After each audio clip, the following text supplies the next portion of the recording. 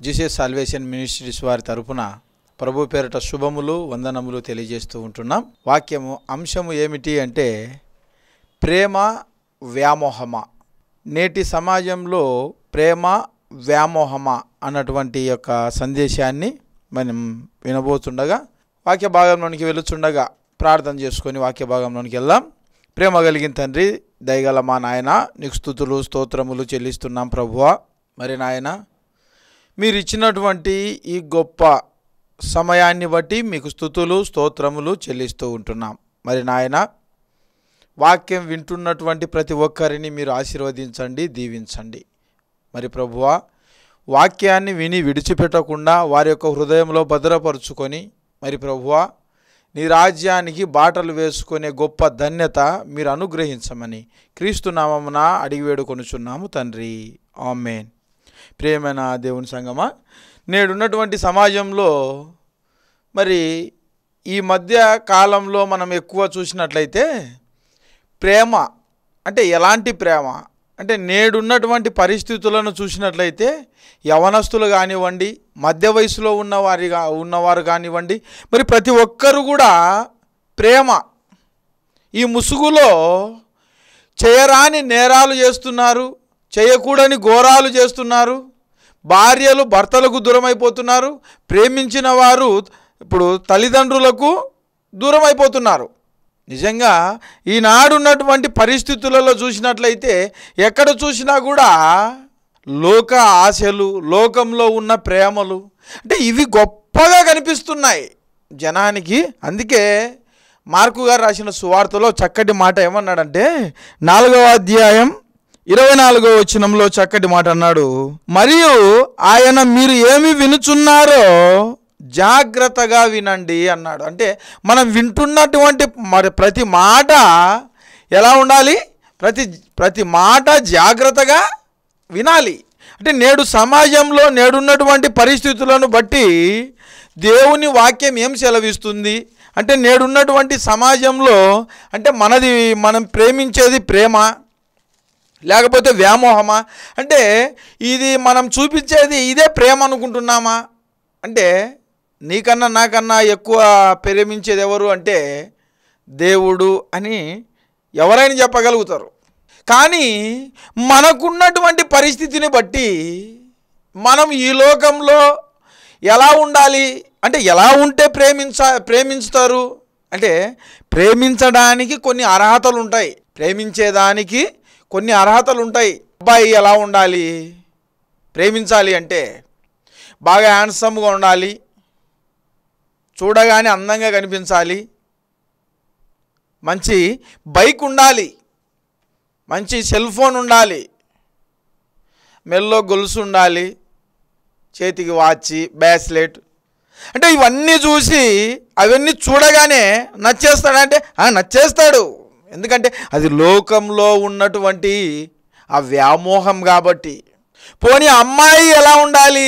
అమ్మాయిని నువ్వు నచ్చాలి అంటే అందంగా ఉండాలి, అందంగా చూడగానే రూపవతిగా ఉండాలి, మంచి రూపం, చూడగానే నచ్చాలి.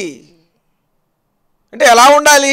తెల్లగా, ఎర్రగా, బుర్రగా ఇలా ఉంటేనే నీకు నచ్చుతుంది, అంతే కదా? అంటే నువ్వు ఎలా ఉంటే నచ్చుతుంది అంటే చక్కగా ఉండాలి, చూడగానే ఆకర్షితురాలుగా ఉండాలి నీకు. అంటే దీని ప్రేమ అంటారా? అంటే నీ కంటికి ఇంపుగా కనిపిస్తేనే ప్రేమ, నీ కంటికి ఇంపుగా కనిపిస్తేనే ప్రేమ. అలాగైతే కాకి కూడా నువ్వేమంటావు? కాకిని చిచ్చి ఇది ఎంత నల్లగా ఉంది అంటావు కదా. దాని తల్లి తండ్రికి అది కూడా ఎంతో ముద్దుగా కనిపిస్తుంది. చూసినారా? కాకి పిల్ల కాకికి ముద్దు. చూడండి, అంటే ఈ లోకంలో ఏ తల్లిదండ్రులైనా ఎవరిని ఇష్టపడతారంటే పిల్లలను ఎక్కువ ఇష్టపడతారు. ఆ పిల్లలు ఎలా ఉన్నా చింపిరి జుట్టుతో ఉన్నా, పోనీ ఒక కన్ను లేకపోయినా, ఒక కాళ్ళు లేకపోయినా, పోలియో వచ్చినా చూసినారా వదిలేశారా? పోనీ చేయలేదనుకో, నా బిడ్డకు చేయలేదు, నా కుమారునికి చేయలేదు, నాకు వద్దు అన్నారా? పోనీ మూగవాడు అనుకో, నా కొడుకు కానీ నా కుమార్తె కానీ మాటలు రావని వదిలేశారా? చెవుడు అనుకోండి. ఎవరైనా వదిలేశారో తల్లిదండ్రులు? వారికి మీ పైన ఉన్నది ప్రేమ, వ్యామోహమా? అంటే 20 సంవత్సరాలు 25 సంవత్సరాలు పెంచిన తల్లిదండ్రుల ప్రేమ వేస్టేనా? 2-3 సంవత్సరాల వ్యవధిలో మీకు నచ్చినటువంటి వారు దొరికినప్పుడు అదే ప్రేమ? అంటే దేవునికి ఇష్టమైనది ఏది లేదా? అంటే ఆయన ఇష్టానుసారంగా ఏది జరగకూడదా? దేవుని ప్రేమించలేవా? లోకాన్ని ప్రేమిస్తున్నావా? లోక ఆశలకు లోబడిపోతున్నావా? ఒక మాట అన్నాడు, ఏమన్నాడంటే ఆదికాండంలో చక్కటి మాట వ్రాయించినాడు. ఆదికాండం 34వ అధ్యాయం 1వ వచనం. ఎందుకంటే చాలా జ్ఞానము కలిగిన మాటలు ఇవన్నీ. ప్రతి ఒక్కరు కూడా వినండి, ఆలోచించండి. ఎందుకంటే నేడు సమాజంలో జరుగుతున్నటువంటి అక్రమాలకు, ఏమండి, ఈ లోకంలో మనం పెంచుకున్నటువంటి ఆశలకు ఇవన్నీ దేవుని వాక్యమే సమాధానం ఇస్తుంది. ఓ మాట అన్నాడు, 1వ వచనం నుండి ఒక 4 వచనాల వరకు చదువుకుందాం. లేయా యాకోబుకు కనిన కుమార్తె అయిన దీన ఆ దేశపు కుమార్తెలను చూడవెళ్ళెను. ఆ దేశము నేనిలా హివ్వీయుడైన హామోరు కుమారుడైన షెకెము ఆమెను చూచి ఆమెను పట్టుకొని ఆమెతో శయనించి ఆమెను అవమానపరచెను అన్నాడు. అంటే వెళ్ళగానే చూడగానే ఆమె మీద ఏమొచ్చింది? వ్యామోహం. చూడగానే ఆమెతో శయనించాలి. అది ప్రేమ? మదమెక్కి కొట్టుకుంటున్నావు అంటారు కదా, అది. చూడగానే ఆమె నాకు కావాలి, ఆమెతో నేను శయనించాలి. అంటే నేడున్నటువంటి సమాజంలో కూడా ఎలా ఉన్నారు? దారిన వెళ్ళేటప్పుడు కూడా, దారిన వెళ్ళే వాళ్ళని కూడా భలే ఉన్నారా, అరే భలే ఉందిరా, చూసినారా? అంటే మీ తీరు మారలేదు, చూసినారా?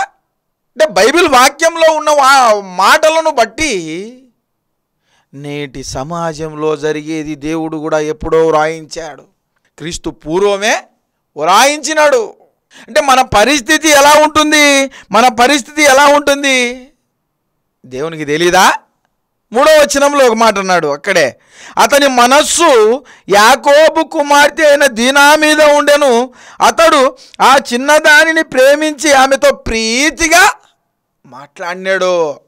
ప్రీతిగా అంటే ప్రేమించేటప్పుడు ఎలా మాట్లాడతారు? నా బుజ్జి కదా, ఎలా ఉన్నావు బంగారం, నువ్వు ఎంత అందంగా ఉన్నావు, నీలాంటి అందగతే నేను ఇంతవరకు చూడలేదు. అప్పుడే పడిపోయి ఉంటుంది ఇంకా.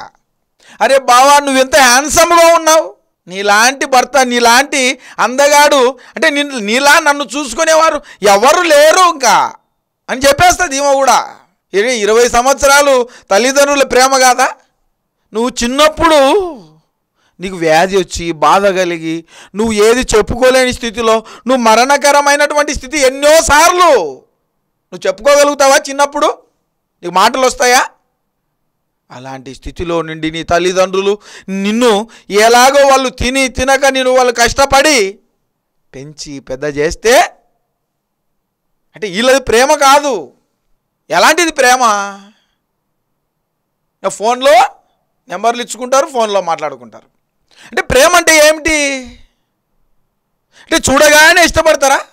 అంటే తల్లిదండ్రుల ప్రమేయం ఏమి ఉండదా? నేడు సమాజంలో జరుగుతున్నది ఇలాగే ఉంది.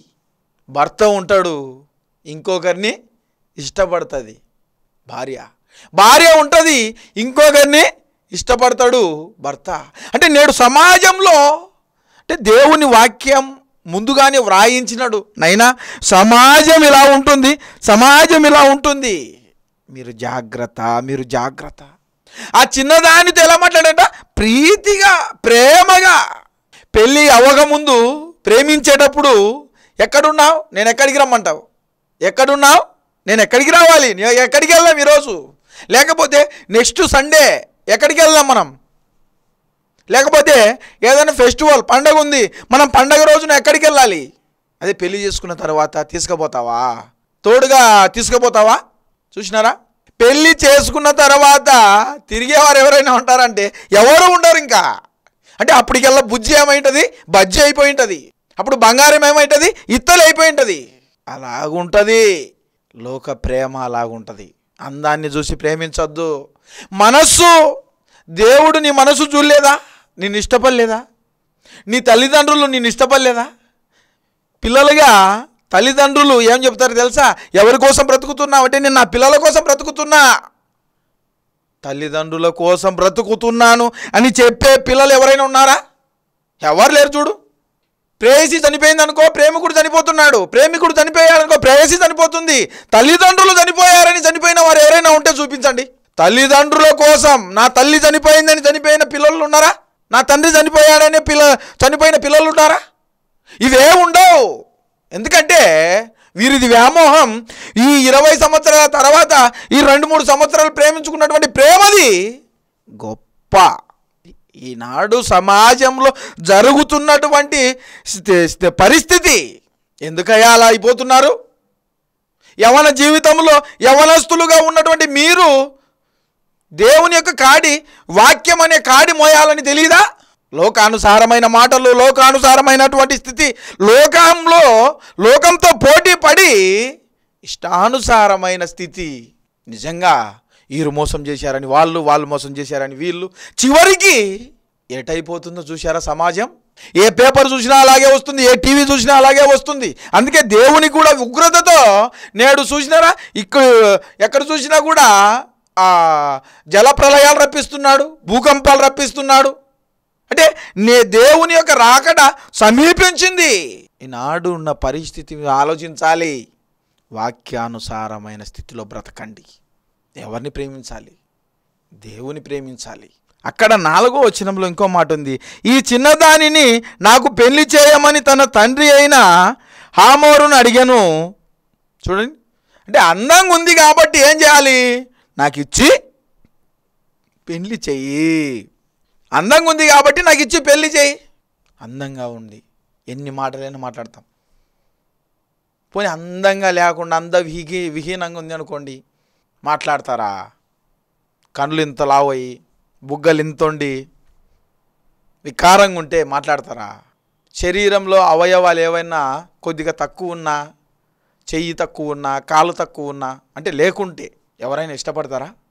అన్నీ కరెక్ట్గా ఉంటేనే ఇష్టపడతారు. చూడు, అన్నీ కరెక్ట్గా ఉంటేనే.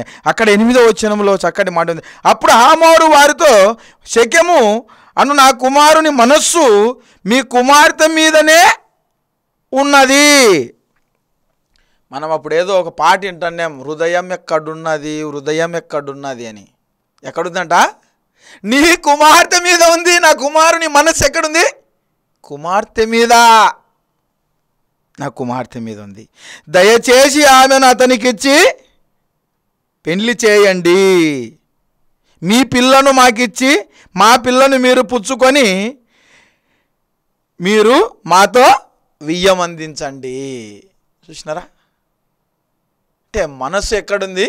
అందం ఎక్కడైతే ఉంటుందో మనస్సు కూడా అక్కడే ఉంటుంది. చూడు, అందం లేదనుకో మనస్సు ఎక్కడ ఉండదు. చూడు, నిజంగా నేడున్నటువంటి సమాజంలో ఎవరైనా ఎక్కడైనా కానీ దేవుని కంటే ఎక్కువ ప్రేమించేవారు భూమి మీద కానీ ఎక్కడే కానీ ప్రపంచంలో దేవునిలాగా ప్రేమించేవాడు ఎవ్వడు ఉండడు.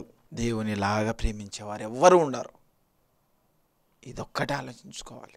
తల్లిదండ్రుల ప్రేమ ఎంతవరకు? వాళ్ళు బ్రతికి ఉన్నంత వరకే. చనిపోయిన తర్వాత మనం అంటాం ఏదో సామెత, దిక్కులేని వారికి దేవుడే దిక్కు. అందుకే లోకంలో మనం ఏమి సంపాదిస్తున్నాం, మన బ్రతుకు ఎలా ఉంది, మన ఆలోచన ఎలా ఉంది, మన మైండ్ ఎలా పనిచేస్తుంది, మన స్థితిగతి ఎలా ఉంది. ఇంకా కొంతమంది అంటుంటారు మన స్టేటస్కు తగినట్టు ఉండాలిరా అంటే, అమ్మాయి అయినా అబ్బాయి అయినా, అబ్బాయి వాళ్ళు కొంచెం డబ్బు తక్కువ ఉంది అనుకో, వాని స్టేటస్ ఏంది, వాని బతుకేంది, వాడేంది, నువ్వేంది, వాని ఇష్టపడడం ఏంది. పోనీ అమ్మాయి స్టేటస్ తక్కువ ఉంది అనుకో, ఆయమ్మ ఎంత, ఆయమ్మ బతికెంత. చూడు, దేవుడు జతపరుస్తాడని తెలీదా? తెలుసు. లోక సంబంధులుగా బ్రతుకుతున్నారు అంతే. ప్రేమించినప్పుడు మాత్రం ఎలా ఉంటుంది? కన్నా, బుజ్జి, స్వీటీ, బంగారు, ఇలా ఉంటుంది.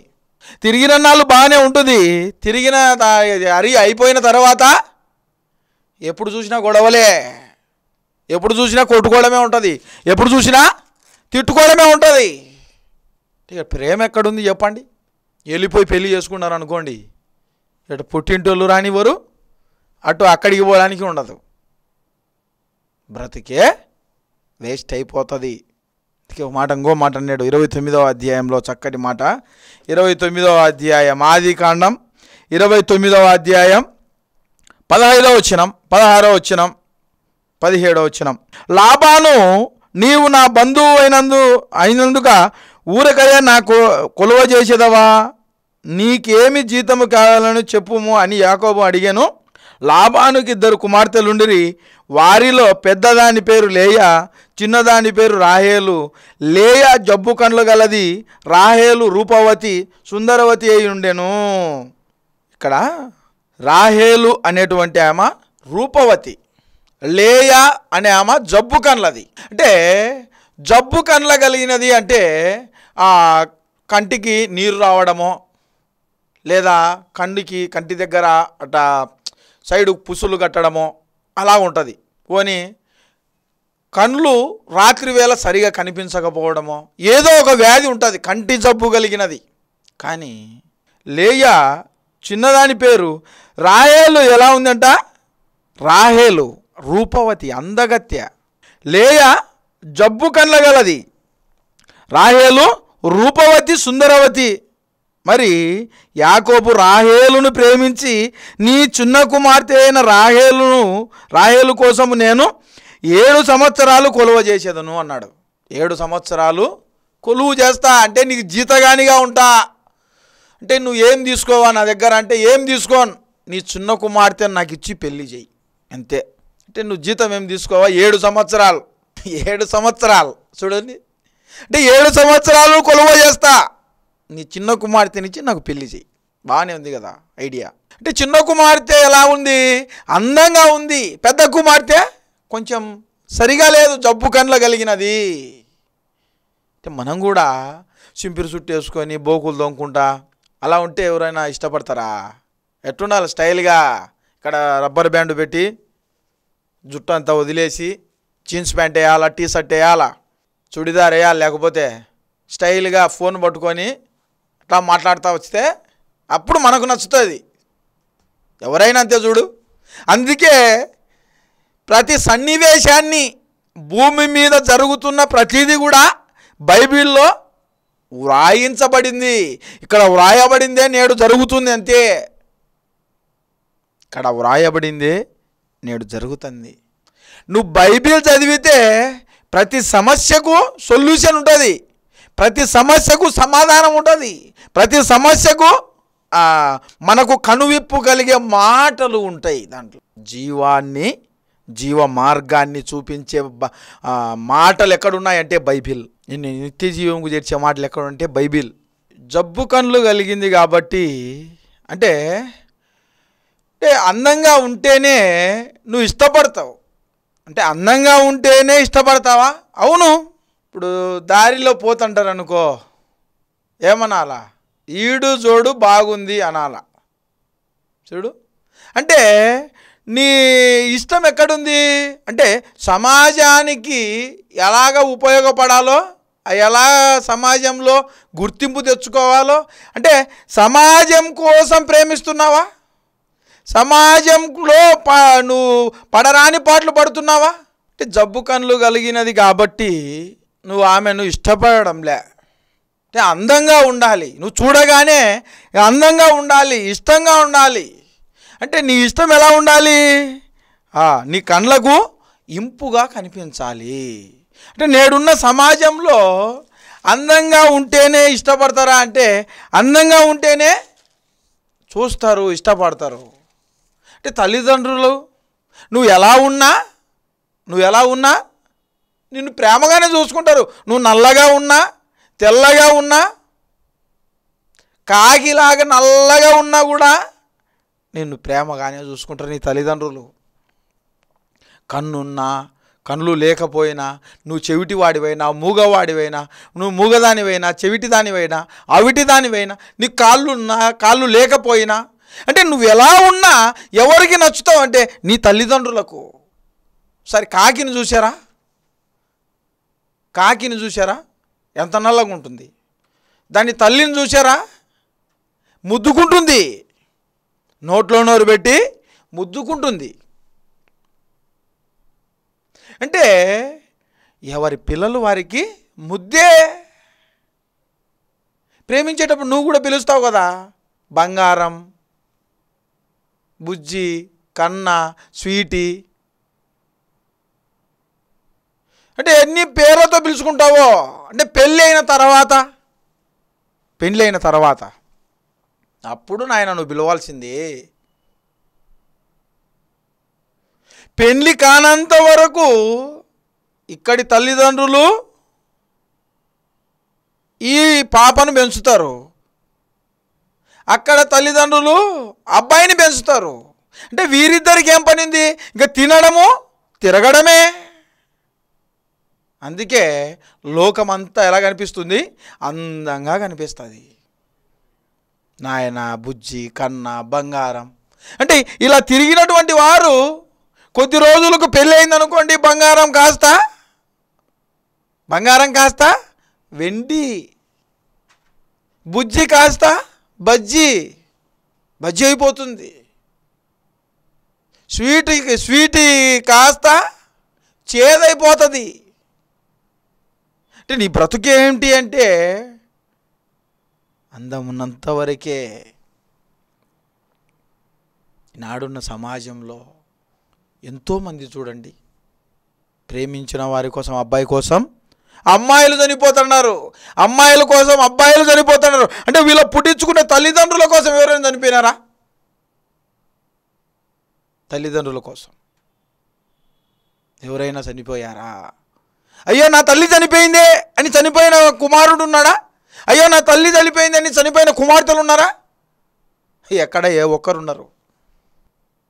ఈ దరిద్రులు మనకు ఒకటి పెట్టినారు కదా, పార్వతి, దేవదాసు, లైలా, మజును. అంటే ఇవన్నీ చెత్త అని ఆలోచించరా?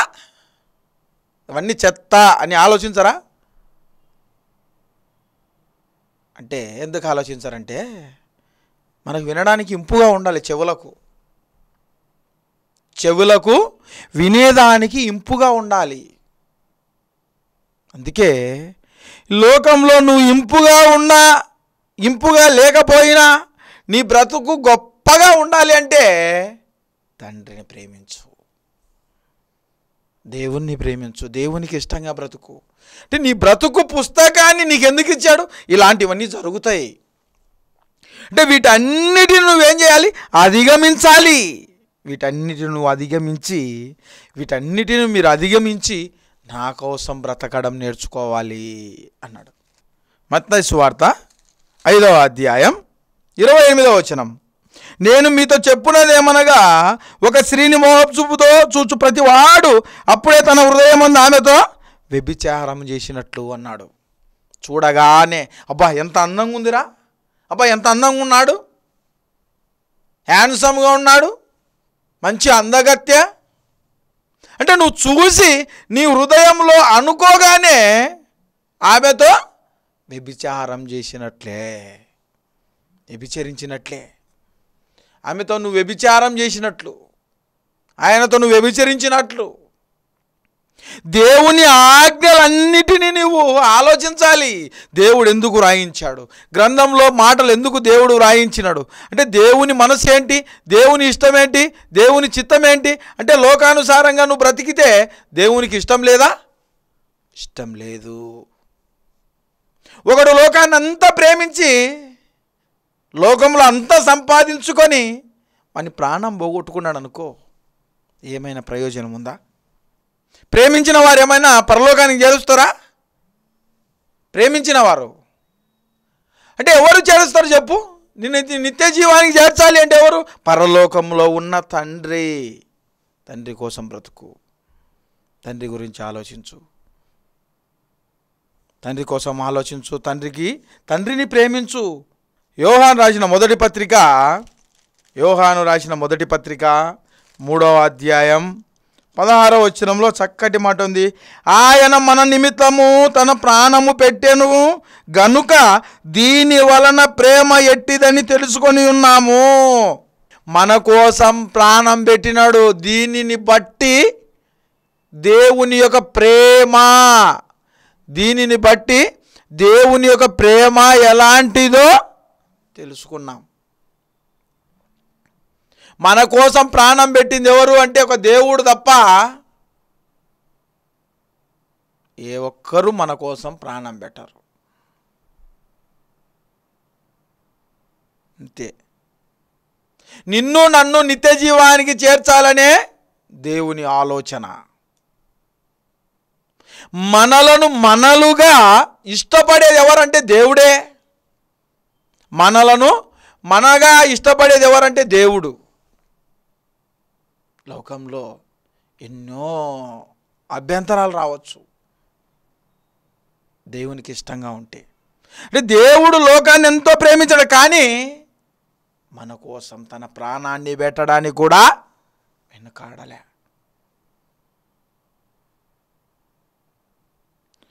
అందుకే మనము కూడా మన సహోదరుల నిమిత్తం ప్రాణం పెట్టడానికి బద్దులుగా ఉండాలి అన్నాడు. మన సహోదరుల కోసం అంటే కొందరినైనా అగ్నిలో నుండి లాగినట్లు లోక ఆశలలో పడుకోకుండా, లోక ఆలోచనలలో పడుకోకుండా, లోకానుసారమైన స్థితిలో పడిపోకుండా, చెడిపోకుండా కొందరినైనా మనము కాపాడాలి. దేవుని ప్రేమ ఎలాంటిదో నువ్వు ఉచ్చరించాలి, బోధించాలి, చెప్పాలి, వివరించాలి. తల్లిదండ్రుల కోసం చనిపోయిన పిల్లలు ఎవరైనా ఉండారా? చూపించండి. అబ్బాయి చనిపోయింది అనుకోండి, అమ్మాయి చనిపోయి ఉంటుంది. అమ్మాయి చనిపోయింది అనుకోండి, అబ్బాయి చనిపోయి ఉంటుంది. కానీ వీళ్ళిద్దరు చనిపోయిన తర్వాత ఇద్దరి తల్లిదండ్రులు, వారి పరిస్థితి ఏమిటి? వారిని ఎవరైనా ఆలోచిస్తున్నారా? అయ్యో నా తల్లిదండ్రులకు నా దిక్కెవరు, నేను చనిపోతే, నేను పోతే నా తల్లికి దిక్కెవరు ఆలోచిస్తున్నారా ఎవరైనా? అందుకే నేటి సమాజంలో జరుగుతున్నవన్నిటిని మనం ఆలోచించాలి. భార్యలను భర్తలను చంపుతున్నారు, భర్తలను భార్యలు చంపుతున్నారు. ఈ మధ్యకాలంలో భర్తలనే ఎక్కువగా భార్యలు చంపుతున్నారు. అంటే వ్యామోహం, ప్రేమ కాదది, వ్యామోహం, ఆశ, ఇష్టం. అంటే వ్యర్థమైన వాటిని అన్నిటినీ కావాలి అని కోరుకుంటున్నాం. కాబట్టే దేవుడు కూడా ఎంతో కాలం మనల్ని ఉంచడు.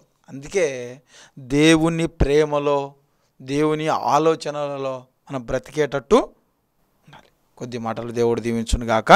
తలలోంచండి, ప్రార్థన చేసుకుందాం. ప్రేమ కలిగిన తండ్రి, దయగల మా నాయన, స్తుతులు స్తోత్రాలు చెల్లిస్తున్నాం ప్రభువా. ఇంతవరకు విన్నటువంటి నీ మాటలను బట్టి ప్రార్థిస్తూ ఉంటున్నాం. విన్నటువంటి ప్రతి ఒక్కరిని ఆశీర్వదించండి, దీవించండి. మరి ప్రభువా, ఆయా కుటుంబాలలో ఎవరైనా అనారోగ్యంతో బాధపడుతూ ఉంటే అనారోగ్యాన్ని తీసివేయమని ప్రార్థిస్తున్నాం. సంఘాలలో ఏవైనా కొదువుగా ఉంటే మీరు అనుగ్రహించమని ప్రార్థిస్తున్నాం. ప్రతి సంఘంలో, ప్రతి కుటుంబం పైన మీ పరలోక సంబంధమైన ప్రతి దీవెన కుమ్మరించమని ప్రార్థిస్తున్నాం. మరి ప్రభువా, జీసస్ సాల్వేషన్ మినిస్ట్రీ వారిని బట్టి ప్రార్థిస్తున్నాం. మరి ప్రభువా, సువార్త పరిచర్యలో ప్రభువా మరింత ముందుకు తీసుకుపోవులాగున మరి తండ్రి మీరు కృప అనుగ్రహించమని క్రీస్తు నామమున అడిగి వేడుకొనుచున్నాము తండ్రి. ఆమేన్.